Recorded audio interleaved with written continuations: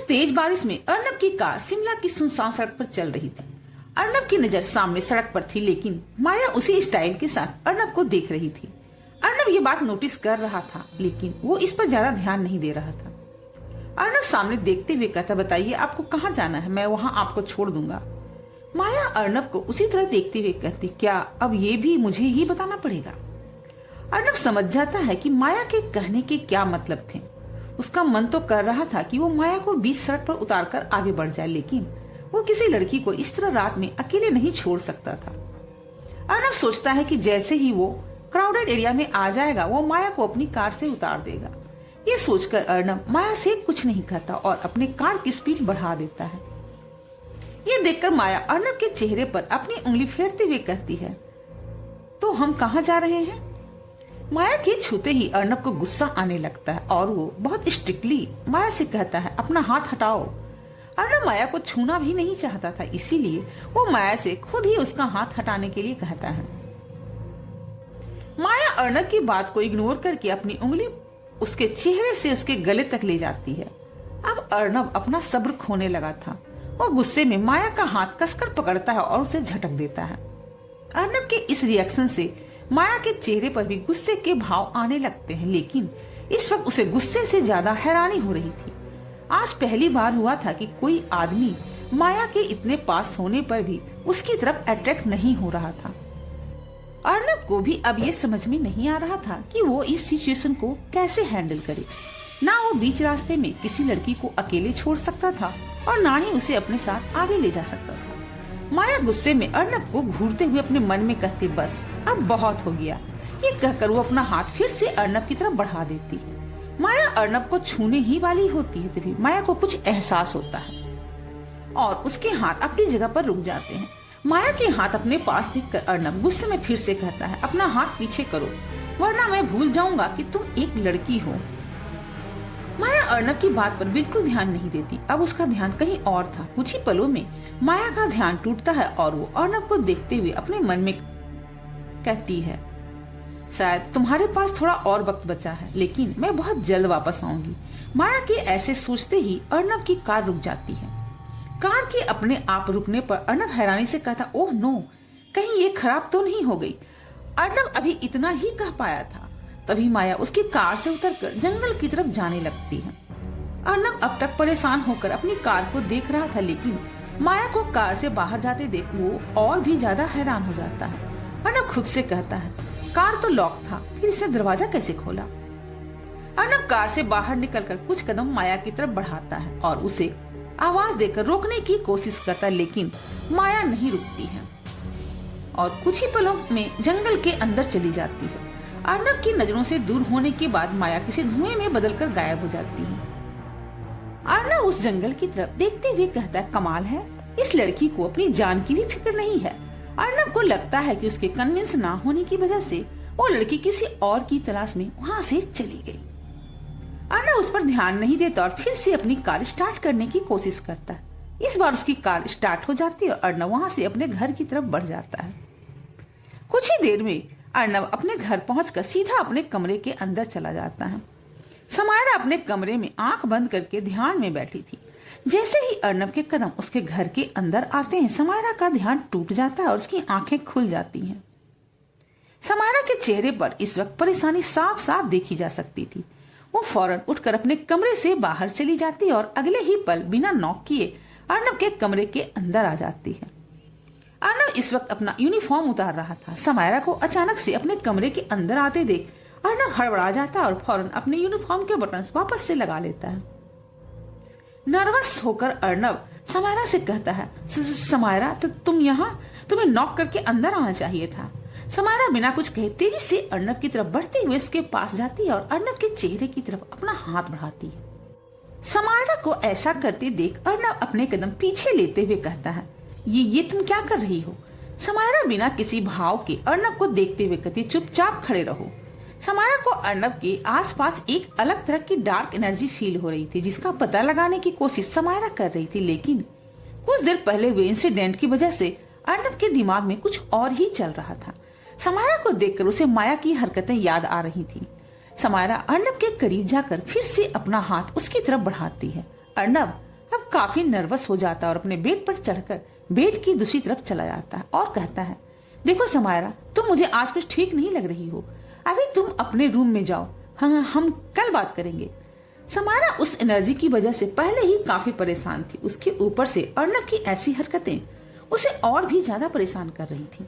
समायरा गुस्से में अर्नब से कहती है, तुम्हें समझ नहीं आ रहा मैं क्या कह रही हूँ? अर्नब भी चिढ़ते हुए कहता, मैं अब सब समझ रहा हूँ, तुम ये ठीक नहीं कर रही है।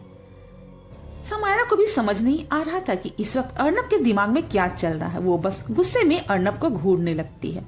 समायरा के ऐसा करने से अर्नब को एहसास होता है कि वो अपनी जगह पर जम गया है। वो चाह कर भी अपनी बॉडी मूव नहीं कर पा रहा था। अर्नब समझ जाता है कि उसके साथ ये समायरा ने ही किया है। समायरा फिर से अर्नब के पास आ जाती है। समायरा के पास आने पर अर्नब अब और भी ज्यादा नर्वस होने लगता है। वो समायरा को समझाने की कोशिश करते हुए कहता, समायरा देखो, ये सब ठीक नहीं है, अभी हमारी शादी नहीं हुई है। मैंने तो तुम्हें अब तक अपनी मम्मी से भी नहीं मिलाया है, वो क्या सोचेंगी हमारे बारे में? समायरा अर्नब की बात को इग्नोर करते हुए उसके चेहरे की तरफ हाथ बढ़ाती है और ठीक उसी जगह पर अपना हाथ रखती है जहां माया ने अर्नब को छुआ था। अर्नब के चेहरे पर हाथ रखते ही समायरा की आंखें बंद हो जाती हैं और उसके चेहरे पर एक गहरी सिकन आने लगती है। समायरा उस एनर्जी को पूरी तरह से महसूस कर पा रही। उसके हाथ अपने आप अर्नब के चेहरे से उसकी गर्दन तक आ जाते हैं जहां तक माया ने अर्नब को छुआ था। अर्नब हंसते हुए समायरा से कहता, समायरा तुम क्या कर रही हो? मुझे गुदगुदी हो रही है। अर्नब की बात सुनकर समायरा का ध्यान टूटता है और वो अर्नब के सीने पर मारकर उसे धक्का देते हुए गुस्से में कहती है, अभी तुम किससे मिलकर आ रहे हो? समायरा के ऐसा कहने पर अर्नब कुछ कदम पीछे चला जाता है और वो अब फ्री हो गया था। समायरा के सवाल और उसके गुस्से को देखकर अर्नब को माया की याद आती है। अर्नब समायरा को डर से देखते हुए कहता है, क्या समायरा को पता चल गया कि कुछ देर पहले मैं एक लड़की से मिला था? अर्नब को कुछ ना कहते देख समायरा अपने सवाल पर जोर देते हुए कहती है, मैंने पूछा तुम किससे मिलकर आ रहे हो? अर्नब मासूम सी शक्ल बनाकर कहता, देखो समायरा, मैंने कुछ नहीं किया, मैं तो बस उसकी हेल्प कर रहा था, लेकिन उसने मेरे साथ बदतमीजी करनी शुरू कर दी। सच में मैंने कुछ भी नहीं किया, आई प्रॉमिस। समायरा चिढ़कर कहते, मुझे ठीक से बताओ। समायरा के कहने पर अर्नब उसे कुछ देर पहले हुई सारी बातें बता देता है। जैसे जैसे अर्नब समायरा से वो बातें कह रहा था, समायरा की आंखों का डर बढ़ता जा रहा था। अर्नब की बात पूरी होते ही समायरा खुद से कहती है, इसका मतलब वो अर्नब तक पहुंच गई है, अब मैं क्या करूं? मेरे सोचते हुए समायरा बड़ी तेजी से अर्नब के कमरे से बाहर चली जाती है। अर्नब को समायरा का बिहेवियर बिल्कुल भी समझ नहीं आ रहा था। वो कंफ्यूज होकर खुद से कहता है, आज समायरा को हो क्या गया है? पहले तो कभी उसने ऐसा बिहेव नहीं किया। क्या आज मैं कुछ ज्यादा ही चार्मिंग लग रहा हूँ? ये कहकर अर्नब मिरर की तरफ हैरानी से देखने लगता है। इधर युवराज सुहानी को लेकर अपने घर आ जाता है। निशा और विवेक भी उन दोनों के साथ ही दीवान विला आ जाते हैं। अब सब काफी थक चुके थे, इसलिए वो डिनर करके अपने अपने कमरे में चले जाते हैं। सुहानी के कहने पर विवेक उस डायरी के बैकअप्स रेडी करने में लग जाता है। सुहानी अपने बेडरूम में बेड पर टेक कर बैठी थी और आज हुए इंसिडेंट के बारे में सोच रही थी। उसके मन में बार बार एक ही सवाल आ रहा था, उसके जाने के बाद विक्रम और अभिज्ञान के बीच क्या हुआ होगा? वो एक बार और अभिज्ञान से मिलना चाहती थी ताकि वो उसे थैंक्स कर सके। सुहानी यही सब सोच ही रही थी, तभी युवराज शावर लेकर वॉशरूम से बाहर आ जाता है। युवराज के बाल अभी भी भीगे हुए थे जो उसके माथे पर आ रहे थे। वो इस वक्त काफी हैंडसम लग रहा था। उसे देखकर सुहानी कुछ देर के लिए सब कुछ भूलकर बस उसमें ही खो जाती है। ये देखकर युवराज के चेहरे पर हल्की स्माइल आ जाती है और वो सुहानी के पास आकर बैठ जाता है। युवराज सुहानी के चेहरे के सामने अपना हाथ लाकर एक चुटकी बजा देता है। युवराज के ऐसा कहने पर सुहानी का ध्यान टूटता है और वो अपनी नजरें इधर उधर घुमाने लगती है। युवराज पास में रखी मेडिसिन निकालता है और पानी के गिलास के साथ उसे सुहानी की तरफ बढ़ाते हुए कहता है, पहले ये मेडिसिन खा लो, फिर आराम से जब तक चाहो तुम मुझे देख सकती हो। सुहानी युवराज को हैरानी से घूरते हुए अपने मन में कहती है, इनकी याददाश्त फिर से चली गई क्या? ये मुझ पर गुस्सा क्यों नहीं कर रहे हैं? युवराज कहता है, मैंने कहा ना, इसे खा लो, फिर आराम से तुम पूरी रात मुझे देख सकती हो। मैं लाइट्स भी ऑफ नहीं करूंगा। युवराज के ऐसा कहने पर सुहानी चिढ़ते हुए उससे कहती है, मुझे नहीं देखना है आपको, आपसे बेहतर तो मेरे डरावने सपने ही हैं। ये कहकर सुहानी युवराज के हाथ से वो मेडिसिन लेकर खा लेती है। इसके बाद युवराज बेड के अपने साइड पर आ जाता है और तभी उसके चेहरे पर एक स्माइल आ जाती है। युवराज सुहानी की तरफ बढ़कर उसके गाल पर एक किस करके कहता है, गुड नाइट। युवराज के ऐसा करने पर सुहानी की आंखें हैरानी से अब बड़ी हो जाती हैं और वो अपनी जगह पर फ्रीज हो जाती है। सुहानी अपनी आंखें फाड़कर सामने दीवार को ही देख रही थी। उसे समझ नहीं आ रहा था कि अभी अभी यहाँ जो भी हुआ वो सच था या उसका कोई इमेजिनेशन। युवराज को सुहानी की हालत देखकर बहुत ज्यादा हंसी आ रही थी, लेकिन वो अपनी हंसी कंट्रोल करता और बेड पर लेटकर अपनी आंखें बंद कर लेता है। अब सुहानी की नजर दीवार से युवराज पर जाती है और वो युवराज को फिर से घूरने लगती है। युवराज अपनी आंखें बंद किए हुए कहता है, क्या तुम सच में पूरी रात मुझे इसी तरह से देखने वाली हो? युवराज के इस सवाल से सुहानी चिढ़ जाती है और गुस्से में उस रूम की लाइट्स ऑफ कर देती है। इधर विक्रम राठौर अपने कमरे में लाइट्स ऑफ किए हुए रेस्टिंग चेयर पर बैठा था। उसका दायां हाथ उसके चेहरे के ठीक सामने था, जो बुरी तरह से झुलसा हुआ था। विक्रम इस वक्त बहुत ज्यादा परेशान दिखाई दे रहा था। उसकी नजर उसके झुलसे हुए हाथ पर थी और उसकी आंखों के सामने कुछ विजुअल्स आ रहे थे। विक्रम देख रहा है कि वो सुहानी और अभिज्ञान जंगल में खड़े हैं और अभिज्ञान ने उसका हाथ पकड़ा हुआ है। इसके बाद वो देखता है कि सुहानी जा चुकी थी और वो और अभिज्ञान एक दूसरे के सामने खड़े हुए एक दूसरे को गुस्से से घूर रहे थे। इसके बाद विक्रम की आंखों के सामने एक सीन चलने लगता है। विक्रम उसी जंगल में अकेले खड़ा था जहां कुछ देर पहले सुहानी और अभिज्ञान भी थे। उसके चेहरे के सामने उसकी बंद मुट्ठी थी जिसमें वो जंग जीतने वाली मुस्कान के साथ देख रहा था। विक्रम अपनी मुट्ठी को देखते हुए कहता है, मैं सिर्फ एक मजबूरी की वजह से इस शरीर में हूँ, वरना मैं एक महान तांत्रिक हूँ। तुझे क्या लगा कि तू मेरे सामने सुहानी को ले जाएगा और मैं बस देखता रहूंगा? सुहानी सिर्फ मेरी है और तू क्या युवराज भी मुझसे उससे दूर नहीं कर सकता। विक्रम के ऐसा कहते ही उसके चेहरे की वो स्माइल गायब हो जाती है और उसकी जगह परेशानी आने लगती है। अब विक्रम के हाथ कांपने लगते हैं। विक्रम घबराहट के साथ कहता है, ये क्या हो रहा है? अगले ही पल विक्रम हवा में उड़कर बड़ी तेजी से पीछे की तरफ जाता है और एक बड़े से पेड़ से टकराकर नीचे गिर जाता है। नीचे गिरते ही विक्रम की नजर उसकी मुट्ठी पर जाती है जो अब खुल चुकी थी और उसका हाथ बुरी तरह से झुलस चुका था। ये सोचते हुए विक्रम अपने प्रेजेंट में आ जाता है। अब भी उसकी नजर उसकी हथेली पर ही थी। विक्रम अपना हाथ हटाते हुए खुद से कहता है, सुहानी रात को उसके साथ जंगल में क्यों घूम रही थी? क्या वो जानती है कि जिसके साथ वो जंगल में थी वो क्या चीज है? कुछ सोचते हुए विक्रम आगे कहता, नहीं, मुझे नहीं लगता कि सुहानी को उसके बारे में कुछ भी पता होगा, वरना वो कभी भी उसके साथ नहीं होती। मुझे कुछ तो करना होगा। मैं उसे सुहानी को खुद से छीनने नहीं दे सकता। वो तो ये भी नहीं जानती है कि उसके सर पर अब कितनी बड़ी मुसीबत आ चुकी है। आधी रात हो चुकी थी। विसिंग बेल के पास सन्नाटा फैला था। तभी विसिंग बेल के अंदर से कुछ धुंध सा बाहर आता है और अगले ही पल वहाँ माया खड़ी होती है। कुछ देर पहले जब माया अर्नब के साथ थी तब उसे कुछ एहसास हुआ था और वो विसिंग बेल के अंदर आ गई थी। इसी वजह से तब उसने अर्नब पर हमला भी नहीं किया। माया कुछ सोचते हुए कहती है, अब मुझे उसे ढूंढना होगा, लेकिन वो मिलेगी कहाँ? दूसरी तरफ दीवान बिला में युवराज आराम से सोया था और सुहानी युवराज को ही देख रही थी। कमरे में अंदर अंधेरा था, लेकिन बालकनी से कुछ रोशनी अंदर आ रही थी। इस वजह से सुहानी को युवराज का चेहरा साफ साफ दिखाई नहीं दे रहा था। सुहानी को फिर से युवराज का बदला हुआ बिहेवियर कुछ समझ नहीं आ रहा था।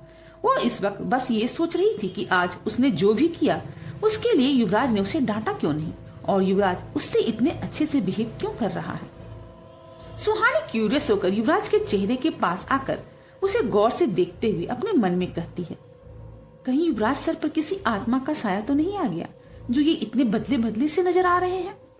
सुहानी युवराज के चेहरे के बिल्कुल करीब आकर यही सोच रही थी। तभी युवराज एकाएक अपनी आंखें खोलकर कहता है, मुझे लगता है कि अब तुम्हें सो जाना चाहिए। सुहानी के दिमाग में इस वक्त पहले से ही दुनिया के सारे भूत प्रेत और आत्माएं चल रही थी। उस पर अचानक से युवराज की आंखें खोलकर ऐसा कहने से सुहानी अब डर जाती है और चीखते हुए पीछे हटने लगती है। सुहानी को डरते देख युवराज भी हड़बड़ाकर उठ जाता और सुहानी का हाथ पकड़कर कहता है, सुहानी क्या हुआ? तुम इतना डर क्यों रही हो? सुहानी युवराज से अपना हाथ छुड़ाकर और पीछे ले जाते हुए कहती है, खुद मुझे डराकर आप ये मुझसे पूछ रहे हो कि मैं डर क्यों गई हूँ? ऐसे कौन आंखें खोलता है? युवराज सरकास्टिक वे में कहता है, तो तुम क्या चाहती हो? क्या मैं अपनी आंखें खोलने से पहले काउंट डाउन दिया करूं? 3, 2, 1 now I will open my eyes. और वैसे भी तुम मेरे इतने पास आकर कब से मुझे घूर रही हो? युवराज की बात सुनकर सुहानी अपना मुंह बनाकर कहती है, इसका मतलब आप तब से जाग रहे थे। युवराज एक फेक स्माइल के साथ कहता है, जब कोई इस तरह से घूर रहा हो तो क्या किसी को नींद कैसे आ सकती है? वैसे तुम मुझे इतनी देर से घूर क्यों रही थी? सुहानी भी युवराज को ताना मारते हुए कहती है, मुझे शक हुआ था कि कहीं आप पर किसी आत्मा का साया तो नहीं है, वही चेक करने की कोशिश कर रही थी, लेकिन अब मुझे याद आया कि आप तो युवराज दीवान हो, कोई आत्मा भी आपके साथ नहीं रह सकती। आपके साथ रहने से तो अच्छा कि वो आत्मा फिर से सुसाइड करके मर जाना पसंद करेगी। युवराज हैरानी से कहता, तुम्हें लगा कि मुझ पर किसी आत्मा का साया है, लेकिन क्यों? सुहानी कहती है, क्योंकि आप मुझसे झगड़ा नहीं कर रहे।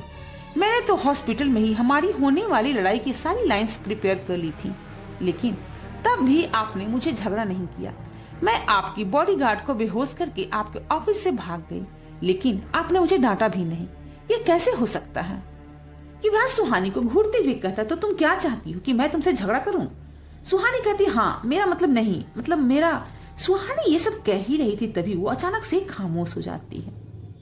अब वो अपनी जगह पर फ्रीज हो गई थी और उसकी आंखें बिल्कुल शांत और गहरी हो गई थी। सुहानी को इस तरह देखकर युवराज भी सीरियस हो जाता और सुहानी के कंधे पर अपना हाथ रखकर कहता है, सुहानी।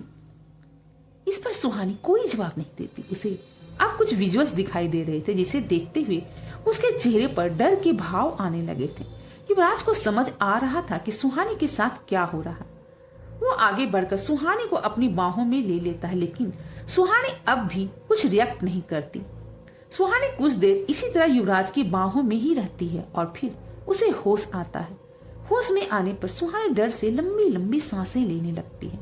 युवराज सुहानी को खुद से अलग करता है और उसका चेहरा अपने दोनों हाथों में लेते हुए कहता है, क्या आज उसने फिर से किसी को मारा? सुहानी नम आंखों से युवराज को देखते हुए हाँ में अपना सर हिला देती है। युवराज अपनी बात पर जोर देते हुए कहता, सुहानी, क्या तुम जानती हो तुम उस साये के बारे में? तुम उसके शिकार को कैसे देख सकती हो? सुहानी उसी तरह युवराज की आंखों में देखकर कहती, युवराज सर, आप ये सब इसीलिए कर रहे हो ना? युवराज कंफ्यूज होकर कहता, क्या मतलब? सुहानी अपने चेहरे से युवराज के हाथ को हटाते हुए कहती, आपका ये लविंग और केयरिंग बिहेवियर, ये सब इसीलिए है ना क्योंकि आप मुझसे अपने सारे सवालों के जवाब चाहते हो। आपकी कोई ट्रिक काम नहीं आई तो आप इस तरह से मुझसे सब कुछ जानने की कोशिश कर रहे हो। सुहानी की बात सुनकर युवराज बहुत हैरान था और साथ ही हर्ट भी हो जाता है। वो सुहानी की जेन्युइनली केयर कर रहा था। वो सुहानी को एक्सप्लेन करने के लिए कुछ कहने ही वाला होता, तभी सुहानी कहती, युवराज सर, आई नो आप बहुत स्मार्ट है, लेकिन प्लीज मेरे साथ ये माइंड गेम्स मत खेलिए। अब ये सब मुझ पर असर नहीं करता। ये कहकर सुहानी अपनी जगह पर लेटकर अपनी आंखें बंद कर लेती है। सुहानी के ऐसा कहने पर युवराज को बहुत बुरा लगता है, लेकिन वो भी बिना कुछ रिएक्ट किए फिर से बेड पर लेट जाता है। सुहानी ने अभी अभी जो भयानक विजुअल्स देखे थे वो देखकर अब उसे काफी डर लग रहा था और अब उसे नींद नहीं आ रही थी। सुहानी बार बार करवट बदल रही थी। सुहानी की कई बातों से युवराज की नींद भी गायब हो गई थी। युवराज सुहानी को बार बार करवट बदलते देख समझ जाता है कि अब उसे डर लग रहा है, लेकिन वो कुछ कह नहीं रही है। युवराज सुहानी की तरफ अपना चेहरा करके पहले की तरह उसका एक हाथ अपने हाथ में थाम लेता है। युवराज के ऐसा करने पर सुहानी अपना हाथ उससे छुड़ाने की कोशिश करती है, लेकिन युवराज उसके हाथ पर अपनी पकड़ मजबूत करते हुए कहता है, सो जाओ। युवराज के कहने पर सुहानी अब अपना हाथ छुड़ाने के लिए स्ट्रगल नहीं करती और अपनी आंखें बंद कर लेती है। युवराज का हाथ थामने की वजह से अब सुहानी को डर नहीं लग रहा था और कुछ ही देर में उसे नींद भी आ जाती है। इधर समायरा अपने कमरे में जमीन पर ध्यान की मुद्रा में बैठी थी। जब भी वो ध्यान करती थी तो उसका चेहरा बिल्कुल शांत रहता था, लेकिन आज उसके चेहरे पर बेचैनी के भाव थे। इस ठंड में भी उसके माथे पर पसीने की बूंदें थीं। कुछ ही देर में समायरा का ध्यान टूट जाता है और वो अपनी आंखें खोल लेती है। आंखें खोलकर समायरा खुद से कहती है, वो कभी अपना शिकार नहीं छोड़ती, तो उसने अर्नब को कैसे छोड़ दिया? अगर उसने अर्नब को छोड़ा है इसका मतलब वो वापस जरूर आएगी। मैं उसे रोक नहीं सकती और युवराज की शक्तियां अभी भी उसके वश में नहीं है। मेरी नजर में सिर्फ एक ही शख्स है जो उसे रोक सकती है, पद्मिनी। समारा एक गहरी सांस लेकर कहती है, अगर पद्मिनी अब भी जिंदा है तो मुझे उसे जल्द से जल्द ढूंढना होगा। अब सिर्फ वही है जो हमें इस खतरे से बचा सकती, वरना ये सब कुछ बर्बाद कर देगी और हम कुछ भी नहीं कर पाएंगे। सुबह हो चुकी थी। सुहानी, निशा और विवेक रेडी होकर घर से बाहर जा रहे थे। विवेक के हाथ में एक पैकेट था जिसमें वो डायरी रखी थी। वो तीनों इस वक्त अपने पुराने घर जा रहे थे ताकि वो बिना युवराज के दखल दिए उस डायरी को आराम से पढ़ सके। वो तीनों सीढ़ियों से उतरकर लिविंग एरिया से आगे बढ़ते हुए घर से बाहर जा रहे थे। तभी निशा के कदम वहीं रुक जाते हैं। निशा के रुकने पर सुहानी और विवेक भी रुक जाते हैं। सुहानी निशा से कहती है, क्या हुआ निशा, तू रुक क्यों गई? निशा सुहानी के सवाल का कोई जवाब नहीं देती। वो बस किसी चीज पर फोकस करने की कोशिश कर रही थी। विवेक निशा के कंधे पर अपना हाथ रखकर कहता, निशा तुम ठीक तो हो ना? निशा अपना फोकस बनाए हुए कहती है, क्या तुम दोनों को कोई आवाज सुनाई नहीं दे रही? निशा के कहने पर सुहानी और विवेक भी ध्यान देने लगते हैं, लेकिन उन्हें कोई आवाज सुनाई नहीं देती। विवेक कहता है, मुझे तो कुछ भी सुनाई नहीं दे रहा, हो सकता है कि तुम्हारे कान बज रहे होंगे।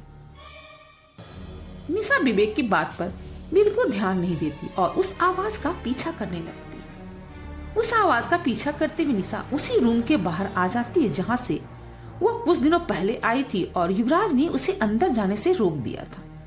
निशा उस कमरे के बाहर आकर रुककर कहती है, मुझे ऐसा लग रहा है जैसे वो आवाज यहीं से आ रही है।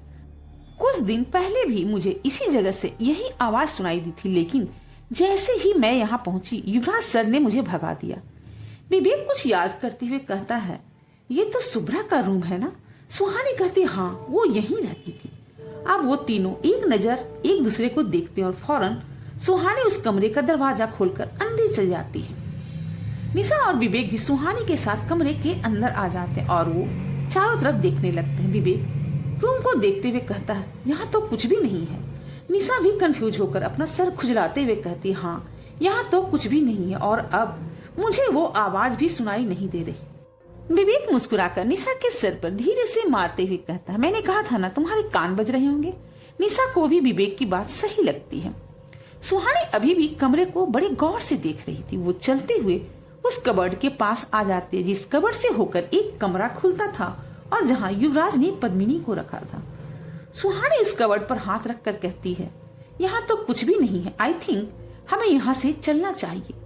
सुहानी जैसे ही उस कबर्ड पर अपना हाथ रखती है, पद्मिनी जो बेजान सी बेड पर पड़ी थी उसके हाथ की उंगलियों में हल्की सी हरकत होती है। अब सुहानी उस कबर्ड से अपना हाथ हटाकर निशा और विवेक से कहती, जल्दी चलो वरना अगर युवराज सर आ गए तो गुस्सा करेंगे। उन्हें नहीं पसंद कि उनकी परमिशन के बिना कोई उनके घर को एक्सप्लोर करे।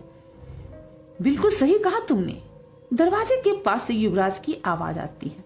युवराज की आवाज को सुनकर सुहानी, निशा और विवेक तीनों काफी डर जाते हैं और डरते हुए वो तीनों पीछे मुड़ते हैं। वो देखते हैं कि युवराज बिना किसी एक्सप्रेशन के उनके सामने खड़ा था। युवराज कहता, अगली बार बिना मुझसे पूछे यहाँ मत आना। इनफैक्ट अपने रूम के अलावा किसी भी रूम में मुझसे पूछे बिना मत जाना। मुझे ये बिल्कुल भी पसंद नहीं। युवराज की बात पूरी होते ही वो तीनों हाँ में अपना सर हिला देते हैं। इसके बाद युवराज साइड होकर उन तीनों के बाहर जाने के लिए रास्ता खाली कर देता है।